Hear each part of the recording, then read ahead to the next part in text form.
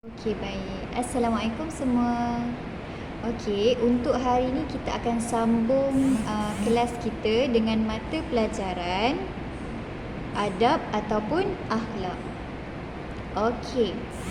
Ustazah harap hari ini semua sihat dan masih bersemangat untuk memulakan belajar.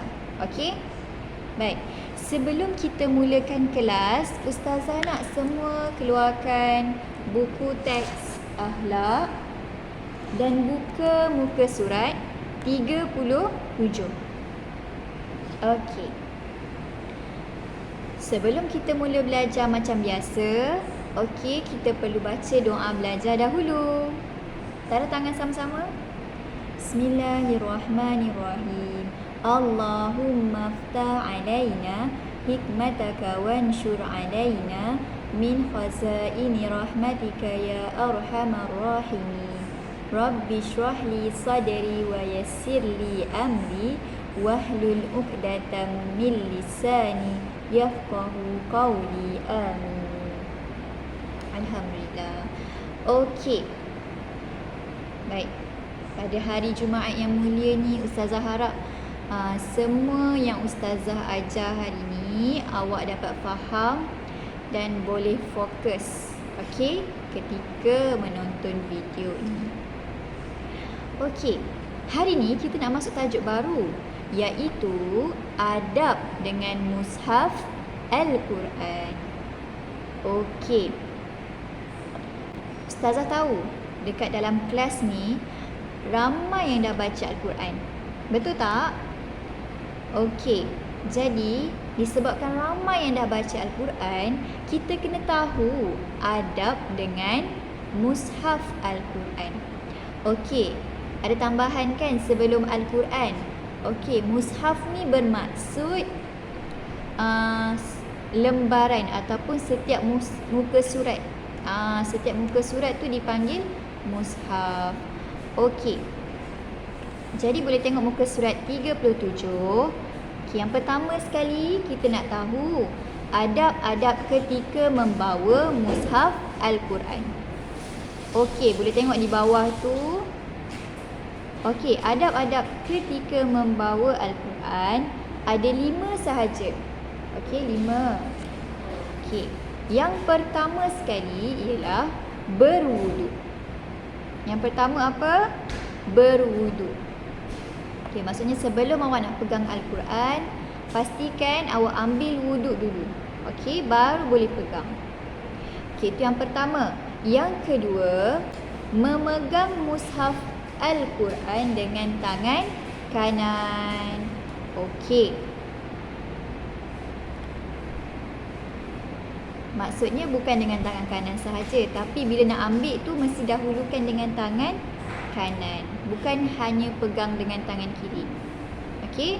Tetapi kalau pegang guna dua-dua tangan pun boleh sahaja. Okey, tak ada masalah. Okey, itu yang kedua.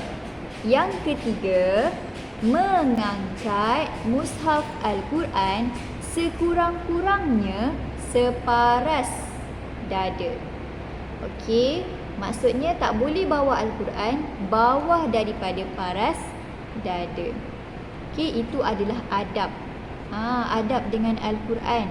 Sebab dalam Al-Quran ni ada banyak kata-kata Allah. Okey. Itu yang ketiga. Yang keempat, berpakaian bersih dan menutup aurat. Okey. Menutup aurat ni ikut perempuan lelaki. Batas aurat lelaki macam mana, batas aurat perempuan macam mana. Okey, ingat batas aurat lelaki daripada pusat sehingga ke lutut. Tu untuk lelaki. Kalau untuk perempuan, okey, auratnya adalah seluruh anggota badan kecuali muka dan tapak tangan. Okey, itu yang keempat. Yang kelima, menjaga Al-Quran dengan cermat. Siapa tahu apa itu maksud cermat? Okey, cermat ialah menjaga Al-Quran dengan keadaan yang baik. Maksudnya tak boleh bagi Al-Quran tu comot-comot. Ada kena conteng, ada muka surat yang terkoyak. Okey? Jadi kena jaga Al-Quran dengan cermat. Okey, itu adab-adab ketika membawa mushaf Al-Quran. Okey, sekarang boleh tengok muka surat 38. Okey.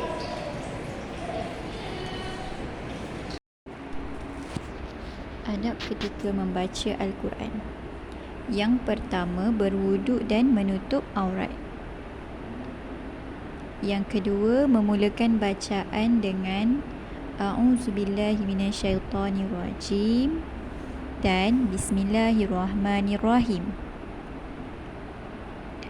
Yang ketiga, memberi tumpuan ketika membaca Al-Quran. Yang keempat, membaca Al-Quran dengan tajwid dan taranum. Yang kelima, sujud tilawah.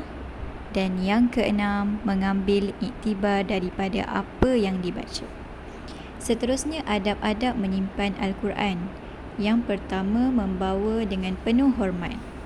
Yang kedua, meletakkannya di tempat yang sesuai.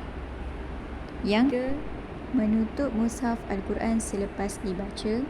Yang keempat, tidak meletakkan sesuatu benda di atas Al-Quran. Sambung dengan mata pelajaran akhlak. Okey, sekarang kita nak masuk tajuk yang baru, iaitu boleh buka muka surat 40. Okey. Fadilat berada ketika membawa, membaca dan menyimpan mushaf Al-Quran. Okey, fadilat ni adalah kebaikan ataupun kelebihan. Okey, apa yang kita dapat bila kita beradab dengan Al-Quran. Okey. Yang pertama, mendapat keberkatan hidup. Maksudnya hidup kita akan sentiasa diberkati oleh Allah Subhanahu Wa Taala.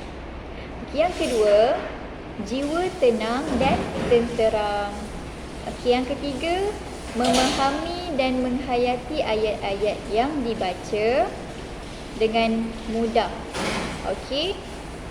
Itu yang ketiga. Yang keempat, mendapat syafaat. Syafaat ni maksudnya kelebihan yang tinggi di sisi Allah. Okey, dan yang kelima, mendapat ganjaran pahala daripada Allah Subhanahu Wa Taala. Okey.